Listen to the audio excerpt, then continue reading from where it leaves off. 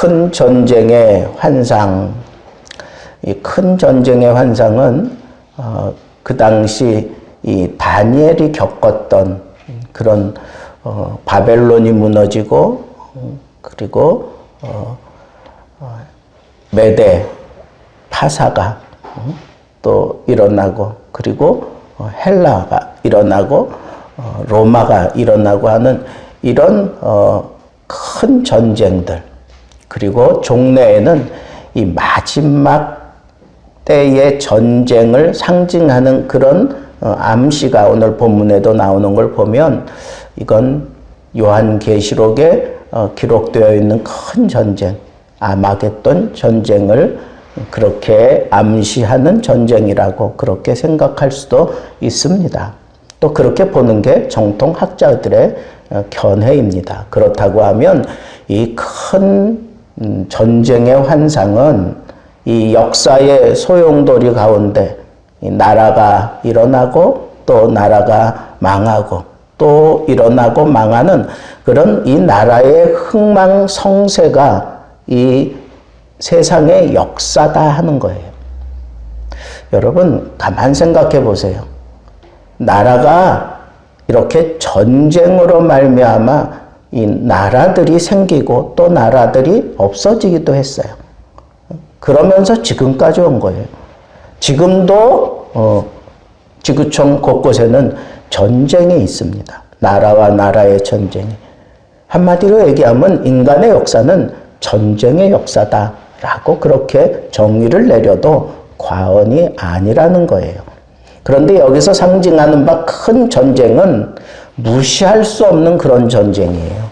나라가 멸망당하고 또 새로운 나라가 일어서기 위해서 아주 사람들 간에 아주 심각하게 전쟁을 하는 그런 전쟁을 통칭한 그 표현이 바로 이 큰 전쟁이다라고 얘기할 수 있습니다.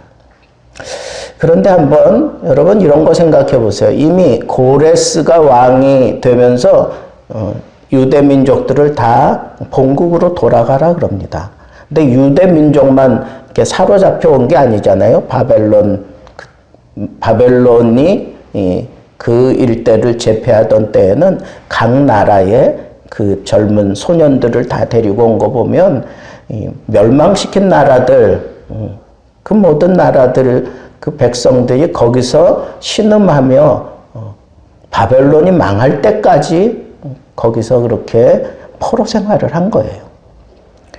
그런데 하나님이 다니엘에게 보여주신 그대로 70년이 됐는데도 불구하고 다니엘은 돌아가지 않습니다. 돌아가지 않아요. 근데 이미 본국으로 돌아가는, 그래서 세 차례에 의해서 이 포로들이 다 돌아갑니다. 다 돌아가는데 다니엘은 끝까지 본국에 돌아가지 않고 그냥 그 자리에서 바벨론이 망했을 때, 그 다음에 메대, 파사, 그 나라들 가운데에도 다니엘은 어쩌면 그 역사의 제2인자의 노릇을 하면서 그 자리를 지키며 유대 땅으로 돌아가지 않고 그가 한 일이 뭔가? 오늘 본문에 나온 이걸 보면 다니엘은 나이도 많았지만 참 그 정도 나이 되면 가다가 어떻게 될 수도 있지 않겠습니까? 그 나이도 많았지만 자기가 가서 할 일이 없다라고 생각했던 것 같아요. 가서 할 일이 없고 다만 내가 하나님께 받은 이 환상을 참된 것으로 내가 알고 있기 때문에 돌아감으로 인해서 유대 나라가 세워지고 그리고 그 유대 나라가 아주 번성해지고 강한 나라가 되고 막 그럴 것 같았는데 그러지 않잖아요. 이 큰 전쟁의 소용돌이 속에서 본국으로 돌아갔을 뿐이지 나라가 형성되지 못했어요. 그죠? 계속해서 메데 파사의 속국이었고 헬라의 속국이었고 로마의 속국이었어요. 이스라엘 나라가 회복되지 않았어요. 그러다 언제 회복이 됩니까? 그것도 주후 1940 몇 년도 8년인가? 그때 이스라엘 나라가 그때 회복이 돼요. 그때 다시 나라가 섭니다. 세상에 이런 나라는 없어요. 이런 나라는 없어요. 그런데 다니엘은 그런 상황을 환상을 통해서 이미 다 본 거예요. 그리고 어쩌면 하나님 앞에 내가 해야 되는 일은 하나님의 그 환상을 받으면서 하나님 앞에 그냥 민족을 대변해서 하나님 앞에 항변하는 그런 기도를 해야 되겠다. 그런 작심을 했던 것 같아요. 그건 제 판단이에요. 그러니까 오늘 말씀에 보면 이렇게 21일 동안 금식하잖아요. 금식하면서 하나님 앞에 매달려 기도하잖아요. 지금 다니엘이 이럴 때에는 오늘 말씀 1절을 한번 보세요. 10장 1절 말씀에 보면 바사왕 고레스 제3년이에요. 이미 이스라엘 백성들이 본국으로 이미 돌아간, 그리고 또 그렇게 돌아가서 어떤 뭔가 부흥운동을 일으키고 막 이러는 역사들이 일어날 때란 말이에요. 그런 일들이 막 일어나고 그럴 때예요.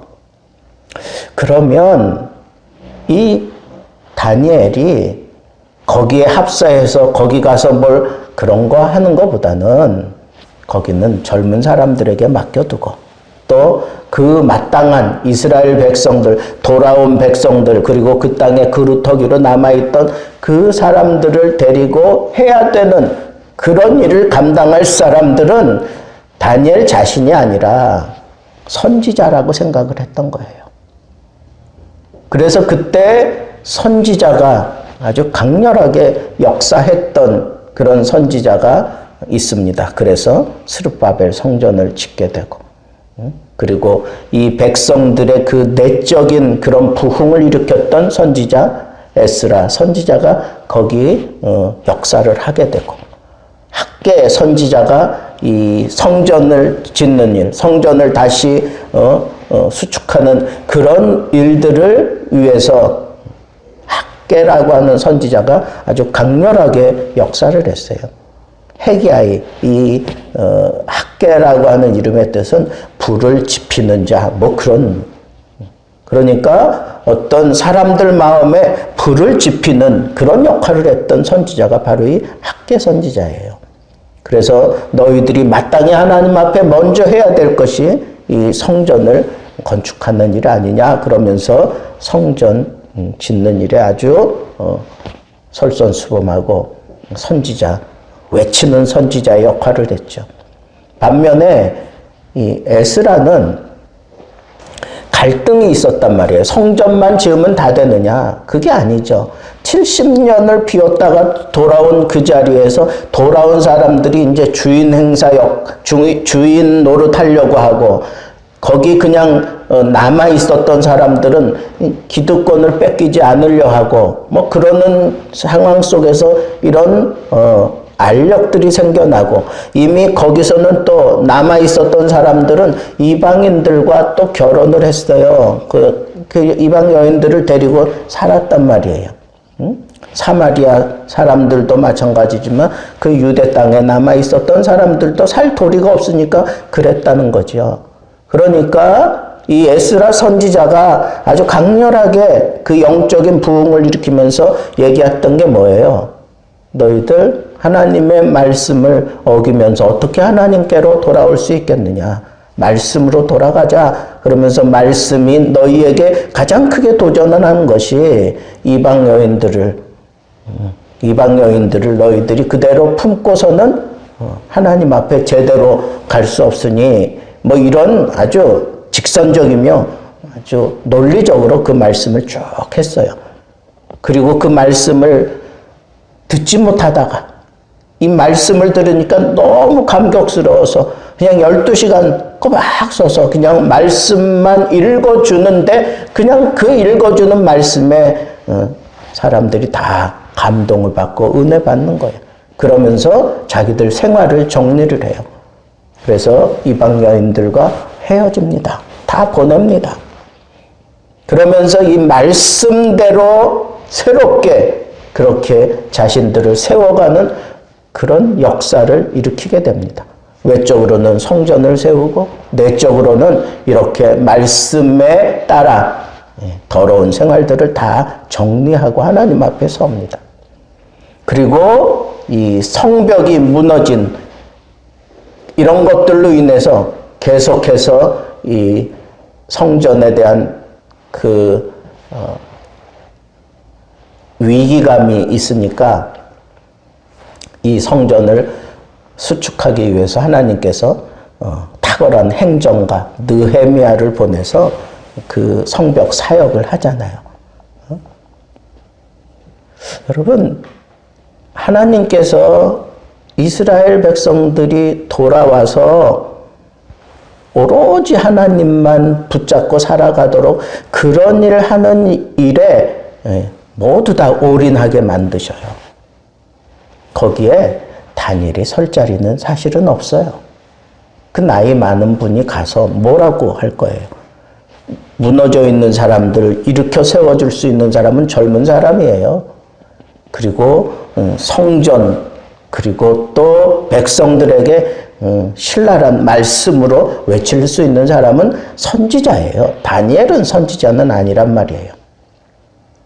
그러니까 다니엘은 정말 돌아가고 싶은 마음 굴뚝 같을지라도 자기가 하나님 앞에서 해야 되는 일은 거기 가서 그 무너진 제단을 다시 일으켜 세우고 백성들을 다시 일으켜 세우는 그런 영적인 사역하는 것은 이런 선지자들에게 맡기고 자기는 하나님 앞에 왜 이 백성들을 온전하게 회복시키지 않습니까? 하는 그런 어떤 무언의 시위를 하려고 했던 것은 아닐까. 여기 보니까 그 전쟁에 대한 환상이 무슨 뜻인지 분명히 알았다 그랬단 말이에요. 다 알았다고. 그러면 그것을 알고 있는 다니엘은 하나님 앞에 모세처럼 이스라엘 백성들을 위해서 어떤 중보자의 역할을 하는, 중보 기도를 하는 그런 입장을 취하는 것이 마땅하다고 생각해서 그냥 그 이방 땅에 남아서 끝까지 하나님 앞에 환상을 붙들고 기도하며 하나님과 깊은 그런 교제를 하는 그런 모습을 이 다니엘서 마지막까지 우리가 보게 됩니다. 저는 오늘 이 말씀을 통해서 큰 전쟁에 관한 것, 이제 12장까지 다 이 예언들이 또 반복되고 또 이어지는데 그런 내용들, 우리가 요한계시록을 통해서도 이 아마겟돈 전쟁이나 또 그 큰 전쟁들로 인해서 이 말세가 어떻게 흘러갈 거라고 하는 거 우리는 요한계시록을 통해서 어느 정도 알고 있습니다. 그러니까 그런 내용보다 오늘은 제가 초점 맞추는 건 이런 거예요. 이런 큰 전쟁의 소용돌이 속에서 하나님의 백성이라면 어떻게 해야 되느냐 하는 거예요. 하나님의 백성이라면 그 포로된 자들에게 자유가 주어졌을 때 이 자유를 가지고 이 사람들이 해야 되는 첫 번째 일이 뭐예요? 하나님 앞에 자신을 새롭게 가꾸는 일이에요. 하나님 앞에 자신을 새롭게 가꾸는 거예요. 우리가 믿음 생활하다가 큰 위기를 당하고 내 삶 속에서 이런 큰 위기를 겪고 있을 때 또 그 위기를 겪고 난 이후에 내가 다니엘처럼 하나님 앞에서 내가 뭘 해야 되는지를 빨리 깨달아야 돼요. 빨리 깨달아야 돼요. 어떤 사건에 연루해야 될 게 아니에요. 이 사건을 하나님 해결해 주셔야 되겠습니다. 이거 해결해 주셨으니 이제 이겁니다. 그러면서 또 사건에 매달리는 그런 거는 정말 하나님 앞에 부끄러운 일이에요. 이런 큰 위기를 겪고 난 이후에 정말 하나님의 사람이라면 하나님 앞에서 자기를 세워야 돼, 자기를. 다니엘이 지금 그러고 있어요. 하나님과 나와의 관계를 새롭게 정립하라는 거예요. 그 사건, 아니, 이 큰 전쟁을 통해서 이 세계를 움직여 가시는 그 하나님께서 내가 생각하고 내가 걱정하는 그 조그마한 일들 하나님이 그거 건드려 주시면 순식간에 해결될 거 아니겠어요? 이 세계를 움직이는 그 하나님의 손이 나를 어루만지실 때 나를 세워야지, 나 자신을 세워야지. 내 환경을 세우려고 하는 것보다 나를 먼저 세워야 돼요. 이스라엘 백성들이 자기 고향으로 돌아가서 선지자들을 통해서 자기들을 세우잖아요. 하나님 앞에 그 백성들, 하나님의 자녀됨의 그 권세를 다시 회복하고 하나님의 자녀로서의 그 삶을 회복하잖아요. 그 아이덴티티를 다시 찾잖아요. 그게 중요하다는 거예요. 그래서 말씀에 의해서 철저하게 깨부셔지고 그리고 하나님의 하나님 되심을 온전히 그렇게 인정하고 그렇게 따르면서 성전을 먼저 짓고 하나님은 나를 기대하지 내가 이룰 일을 기대하지 않아요. 하나님은 나를 기대하죠. 나를. 예? 이건 놓치지 마세요. 그런 측면에서 이 다니엘이 참 위대하다라고 저는 생각하는 거예요. 하나님이 마지막 다니엘이 고향으로 돌아가지 않고 끝까지 하나님 앞에 매달려 있는 그 모습을 보고 이 다니엘을 얼마나 사랑하시는지, 얼마나 참 소중하게 생각하시는지 환상을 다 깨달아 알았습니다. 그런데 그 깨달아 알아진 그 환상을 붙들고 결심했어요. 뭘? 기도하기로 결심했어.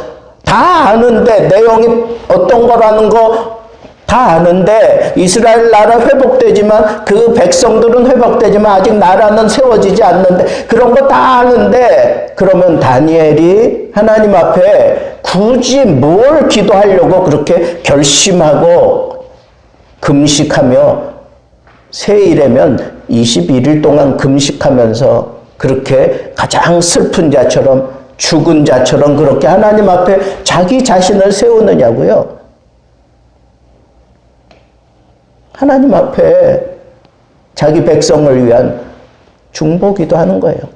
모세가 이스라엘 백성들, 하나님이 이 백성들 아무리 생각해도 이 백성들 목이 뻣뻣하고 안 되겠다, 가망성 없어 보인다, 막 하나님이 그러면서 이거 싹 그냥 정리하고 홍수 때처럼 싹 정리하고 너로 말미암아 새로운 언약의 민족을 만들자 하나님이 그렇게 제시했어요. 그때 모세가 뭐라 그래요?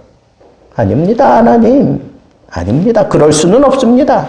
뭐 그러면서 하나님이 애굽 땅에서 데리고 와서 이 광야에서 죽이려고 데려왔다고 세상 사람들이 욕하지 않겠습니다. 뭐 이제 이런저런 얘기해가면서 결국은 모세가 무슨 얘기한 거예요? 하나님 그럴 수는 없습니다. 하나님 그럴 수는 없습니다. 그러면서 어떻게 보면 하나님 앞에 무언에 항변한 거 아니겠습니까? 여러분 그게 중보기도예요. 뭐가 필요하겠어요? 그냥 하나님 모든 게 다 하나님 손에 달려 있는데 하나님이 긍휼을 베풀어 주시고 하나님이 해결해 주시고 하나님이 우리들을 좀 돌아봐 주셔야 되지 않겠습니까? 그죠? 그렇게 기도할 뿐이죠. 그게 중보기도예요. 내가 중보기도해서 이 사람들에게 뭐 굉장한 길을 열어주고 아니에요.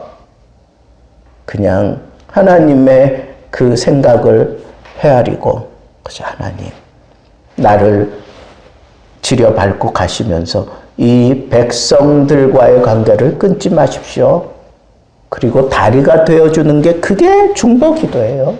하나님과 이스라엘 백성들 끊어지지 않도록 그냥 자기를 다리 삼아 엎드려 기도하는 거 그게 중보기도라고. 지금 다니엘은 내가 할 도리는 이거다라고 생각하고 기도를 했다는 거예요. 우리도 마찬가지예요. 이런 심각한 문제들이 지나갔다라고 생각되어질 때, 우리의 소원대로 하나님께서 우리에게 새로운 길을 열어주셨다라고 생각할 때 제일 먼저 하나님과 나와의 관계 속에서 나를 새롭게 하는, 그리고 내가 해야 될 도리가 무엇인가를 깨닫기 위해서 다니엘처럼 우리도 뜻을 정하고 하나님 앞에 금식하며 기도하는 거예요. 이게 큰 전쟁을 바라보고 큰 전쟁을 아는 사람들이 취할 태도라는 거예요. 두 번째는 이런 기도를 하는데 정말 하나님이 다니엘을 얼마나 사랑하고 계시는지 우리는 여기서 느낄 수 있다는 거예요. 여기 오늘 말씀에 보면 큰 은총을 입은 사람아, 큰 은총을 입은 사람아. 여러분, 이 위기를 겪고 난 이후에, 그리고 그 위기 속에서도 당당하게 그 믿음을 지켜왔던 것은 다니엘이 남들보다 똑똑했어요. 그리고 시대의 몽조도 깨달아 아는 그런 사람이었고, 믿음으로 그 믿음을 뚝심 있게 지켜갔던 그런 사람이에요. 탁월한 사람입니다. 그런데 다니엘이 다니엘다울 수 있었던 것은 여기 이 한 단어가 다 증명하는 거예요. 은총이에요. 은총. 하나님의 은총을 그것도 크게 입었기 때문에 지금 네가 이 영광스러운 자리에 있는 거다라고 하는 것을 천사가 얘기하네. 천사가, 하나님께 보냄을 받은 천사가 얘기해. 그리고요, 오늘 본문 말씀에 보면 한 사람이 나타났다 그래서 한 사람. 근데 그 한 사람이 입고 있는 이 옷 매문새나 이런 것들이 요한계시록 1장에 예수 그리스도가 알파와 오메가가 되신다 그러면서 나타나신 그 예수 그리스도의 복장하고 똑같아요. 그러면 지금 다니엘에게 나타난 이 한 사람은 누구겠습니까? 예수 그리스도입니다. 예수 그리스도가 아직 이 땅에 메시아로 오시기 전에 메시아가 온다고 하는 환상도 다니엘이 받았는데, 이렇게 기름 부은 자로서 이렇게 우리 주님이 만왕의 왕으로 그 발에 끌리는 옷을 입고 이런 것들은 이 제사장 옷이고 그리고 왕의 옷이고 그런 겁니다. 그런 주님을, 그리스도를 먼저 보는 그런 영광을 누려요. 그리고 엎드려져 있어요. 그 영광을 누리는 가운데 정말 자기가 호흡이 안 됐어요. 호흡이. 힘이 다 빠져나갔어. 주님을 보는 그 순간에. 그리고는 그가 겸손하게 그렇게 얘기를 해요. 내가 이렇게 죽은 자와 같은데 이런 모습으로 내가 어떻게 주님과 대화를 나눌 수 있겠습니까? 그러면서 아주 겸손한 모습을 취해요. 그때도 또 말씀해요. 은혜를 받은 자야. 큰 은혜를 받은 자야. 우리 주님이 다니엘에게 직접 나타나셨어요. 가브리엘도 보냈고, 오늘 성경에는 보니까 미가엘, 이 군대 장관이잖아요. 이 천상의 군대 장관 미가엘도 보내고, 그리고 우리 예수님이 직접 그리스도, 그 예수 그리스도가 다니엘에게 직접 등장하셔서 엎어져 있을 때 그 손으로 어루만져 주시고 일으켜 세워주시고, 그리고 또 친히 말씀하면서 그 용기를 주잖아요. 그 대화하는 가운데 내가 죽은 자와 같다가 주님을 보고 주님의 말씀을 들으니까 내게 이 힘이 다시 솟아났습니다. 그런 표현을 해요. 우리 주님이 오셔서 어루만지시고 이렇게 힘을 주시는 거예요. 힘을 주셔요. 어떤 자에게 은총을 입은 자에게, 은혜를 입은 자에게.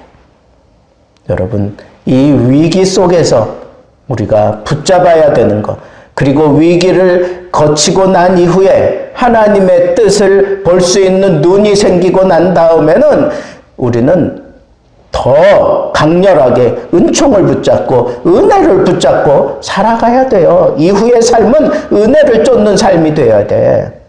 내 지혜 쫓지 마세요. 내 경험 쫓지 마세요. 다른 사람들 쫓지 마세요. 성공 신화 쫓지 마세요. 은혜를 따라 사세요. 은혜를 쫓아 사세요. 이게 큰 전쟁을 앞뒤에 두고 혹은 전쟁을 겪고 난 이후에 우리 믿음의 사람이 취할 행동입니다. 오직 은혜, 오직 은혜.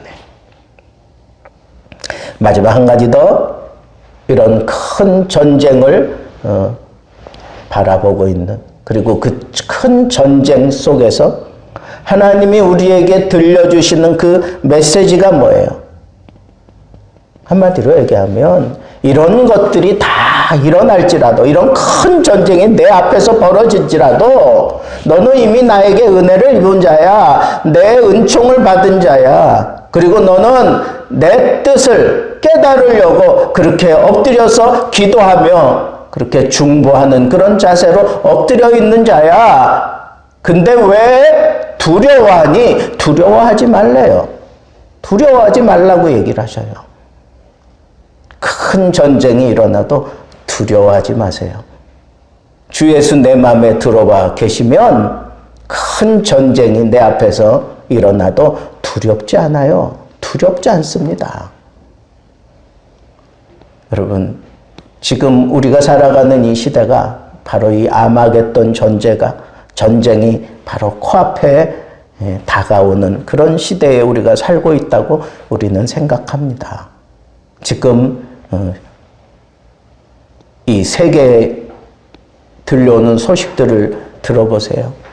언제 어떤 일이 일어나도 이상하지 않을 만큼 심각한 그런 상황들이 우리 세계사에 지금 아주 격변하며 돌아가고 있습니다.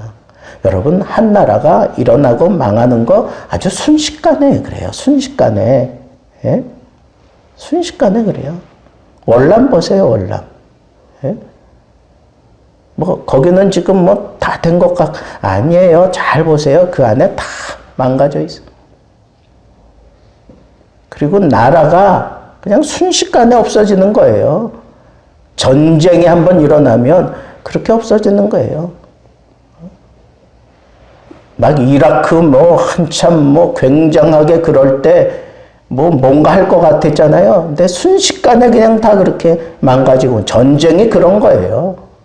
그런데 이런 전쟁을 우리가 앞에 두고, 큰 전쟁을 앞에 두고 살아가는 이 신앙인이 추구해야 될 바는 아주 선명해요. 아주 선명합니다. 우리가 추구하는 바는 뭐예요? 하나님 앞에서 나를 새롭게 한다. 언제나 나를 새롭게 해야 돼요. 그건 새롭게 하기 위해서 기도하는 거예요. 그리고 둘째는 이런 전쟁을 앞에 두고 있는 이 사람들은 은혜를 쫓아 살아야지 다른 것 쫓으면 안 돼요. 은혜를 쫓아 사세요. 마지막 세 번째는 그 어떤 전쟁과 위협과 핍박이 내 앞에서 일어날지라도 두려워하지 말라는 거예요. 하나님이 우리를 붙잡고 계셔요. 하나님의 역사에 우리는 지금 들어와 있는 겁니다. 다니엘처럼 이런 큰 전쟁 앞에서 정말 당당하게, 그리고 은혜로 말미암아, 그리고 자기 자신이 뭘 해야 되는지를 분명히 깨닫고 하나님 앞에 금식하며 중보하던 그런 다니엘처럼 우리도 하나님 앞에 이런 멋진 믿음의 생활을 할 수 있게 되기를 우리 주님의 이름으로 축복합니다. 네.